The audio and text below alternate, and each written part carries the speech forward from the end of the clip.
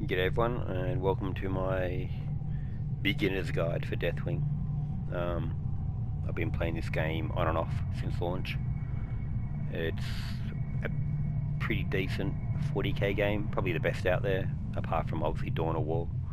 But if you're after more in-detailed guides, I suggest you check out Drake 598. But this is generally a beginner's guide for new players. I see a lot of new players turning up and playing a class they probably think is fun, but they're not really going to help themselves or anyone else. So yeah, hope this is, give it advice. First of all, the game uses a currency to level up. This is called Renown, and you only earn that by leveling up through XP. There's no other way to do it. There's no cheaty way to earn Renown. You just literally have to grind the game and play it. The best way to do this is playing on either the two highest difficulties in multiplayer or solo missions, or special I should say. But generally you're going to be playing with other players, and if you're a new player you're probably going to want to play as an Apothecary. So anyway, let's get into it. I'll show you what to do. So going down to Customize and going down to Apothecary, this is generally going to be the class you want to play to begin with. You'll be able to heal yourself and heal your teammates. They also have access to two really good weapons. One being the Redemption. It's like a shotgun, and it kicks major ass. A lot of high players use it. And the other is a Hellfire, which is probably the most accurate weapon in the game. But it's fantastic for taking out turrets and stuff, and long range weapon people. But if you miss, then you're going to be a world of hurt. The other good option is obviously the Mark 1 Stormbolter. It's with a few perks and upgrades, it's really accurate and really good. I strongly suggest people use it. I still use it today. But honestly, all three of the weapons will carry you from the very beginning into the very late game. Yeah, the Hellfire, it can block people's line of sight. It's a bit glary, so to speak. But yeah, it's very powerful if you look at the stats. But yeah, more people use the Redemption. If anything, it kicks ass. So Apothecary, you're gonna be wanting playing special missions in multiplayer, and go relic hunting. Relics are items in the world, in the level, and they're always in the same place, and they always guarantee you 500 XP regardless of the outcome of your mission. On that, in this game you either want to win or lose. If you quit out halfway, you will lose everything you've done so far. So if you need to go, just die. You're better off dying than quitting. Obviously it's better to win the game or win the level complete, but yeah, if you quit or anything, you lose all your XP. And like I said earlier, it's punishing in that you have to complete the game. Anyway, first of all, so I'm quite the traditional player. I think a lot of cosmetics are literally shit, and I don't bother with them. So I like the original Deathwing look. I've always liked it since like the mid-90s. If you want to go ahead and spend 30,000 renown on a skin, you do that, but I don't. It's a lot of renown, and leveling up in this game is hard enough as it is. So anyway, cooldowns. Never ever bother with the first two brackets. They don't stack. Always save your renown up for the biggest, highest, most cost-effective,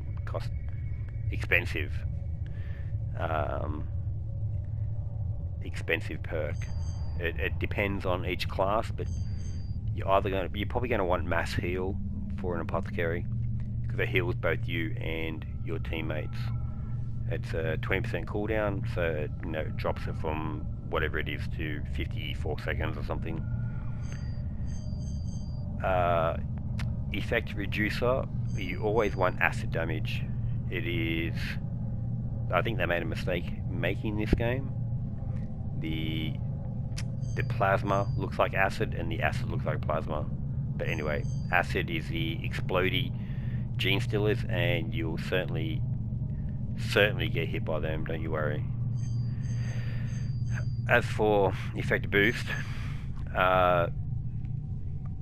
I like taking ranged, but that's just me. A lot of other good players will increase your armor by 20%. This is pretty handy in the higher levels, but I bought ranged a long time ago and I've just kept with it. So anyway, it's either armor or range. Torch color, fuck, don't bother, just save your money. That doesn't do anything. You can't even turn it off. Weapons, like I said, Stormbolter, Hellfire, or Redemption. We're going to Stormbolter, but again, look, don't worry about cosmetics, fucking shit. As for optical modules, Bioscanner is the most useful. It shows organic targets, including turrets for some reason. I don't know why. Yeah, these two are a bit pointless. Optical module 2, don't even bother. Save your renown. The natural zoom of the game is 1.5 anyway. I don't know why you want to spend money on it. So, barrel attachments, they do vary from weapon to weapon. I strongly suggest you cloud save while doing this. You build up a certain amount of renown, cloud save it, create a character, see if you like it. If not, reload your cloud save, try again. So personally for me, for the standard Firebolter or Mark 1 Firebolter, damage increase, damage increases, good, it's already accurate. I think the weapon recoil and accuracy, they really count when you're being hit by hybrids with auto cannons or auto stubbers, and they will wreck you. Anyway, bayonets, don't bother. Emblems, don't bother. Okay, so for the Mark 1 Stormbolter, it's quite reliable, but other weapons, you're definitely going to want these two perks. Reliability and magazines. I strongly suggest you buy them for any weapon before you buy anything else. So, yeah. Again, Bioscanner, firepower. Yeah, so I haven't got the reliability for the Redemption because its reliability is super high anyway. But that's not to say it won't jam. Just bear that in mind, and jamming on the high difficulty is not cool. Your Power Fist, so I don't have an energy switch due to my perks, but you generally want speed over damage, generally, which is a blue one. That's hitting quicker is better than hitting stronger. Perks. Okay, so the Apothecary has a lot of good runs. They really do. Resilient, it makes you a bit of a walking tank. Blessed Blood, you increase your own health, HP.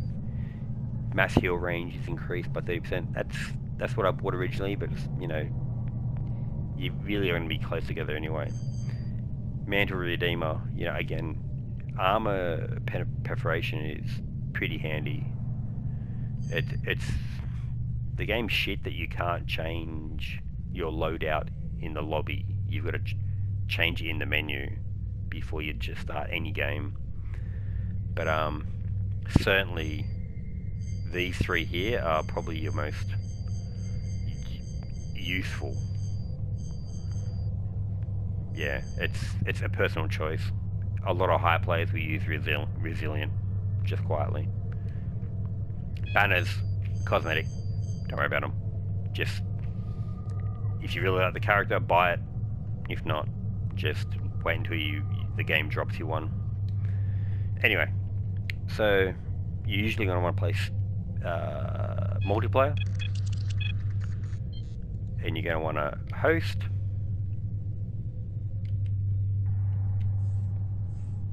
Just quietly.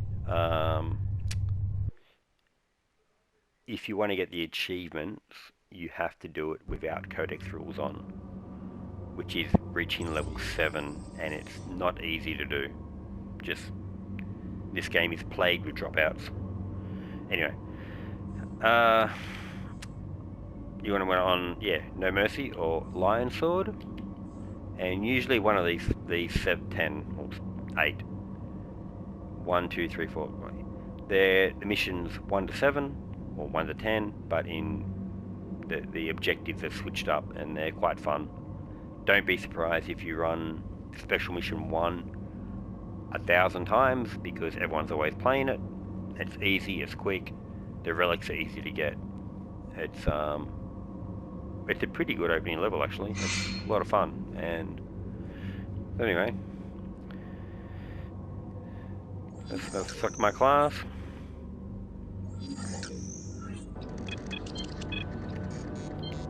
And again, you're going to want to be an Apothecary with Redemption. So non-codex rules means you can't unlock every weapon to begin with. But honestly, the Redemption will it will carry you through the entire game. And if you ever come across any really high level players, like 400, 500, I met some guy yesterday with a level of 1986, like 1986. That's insane. He was using Redemption. And let's go.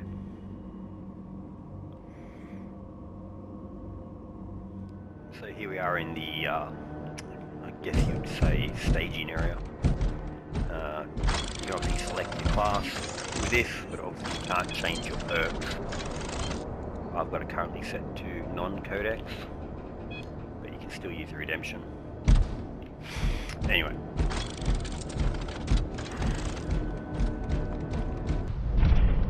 Brothers, secure the area and protect the tech priests while they perform the ritual of binary extraction. So first things first, down the bottom right hand corner you'll see the radar. It's actually, it works in 2 different ways. It gives large flashy red bits in the general direction, and then it will show a smaller, see that? A smaller single pulsating dot. But before we go anywhere, I want to highlight a few things in this game that will absolutely wreck you. So first of all is hybrids with a heavy stubber. So off in the distance there's 2 hybrids with heavy stubbers, and let's have a look at them. Look at that. Hard to aim at. Anyway, you get the idea. They do a lot of damage. They suck.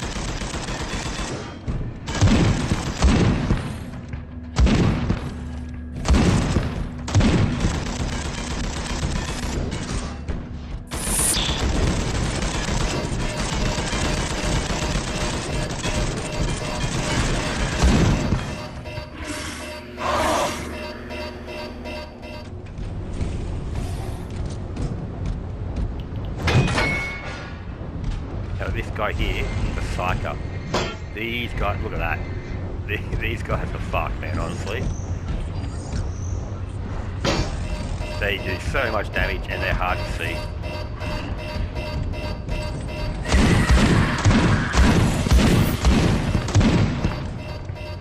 You teleport in again. Yeah, you've really got to take care of them very quickly.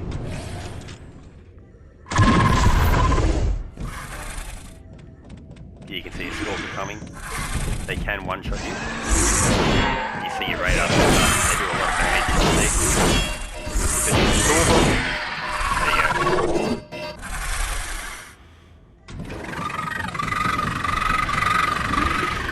lastly, the thing to really watch for is heavy bolter turrets. These things will fucking destroy you, and it's so hard to aim against them. You really, yeah, not cool. As you can see, they wreck you, and it's very hard to aim against them. I'm not going to include a Brood Lord, because I think that's pretty self-evident, but them 4 things are generally what would destroy you very rapidly in this game. The Stalker, the Invincible Enemy, Psychers, Auto Gun Guns, Heavy Bolter Turrets, and hybrids with heavy stubbers. If you've got two hybrids with heavy stubber, your Phantom Terminator armor does nothing.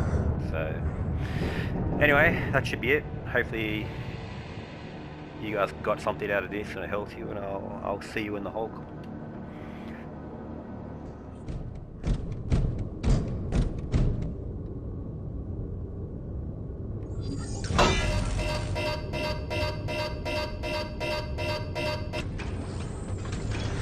See that? That's another example of how dangerous Psychers are. They're just so far away, and next thing you're just dead.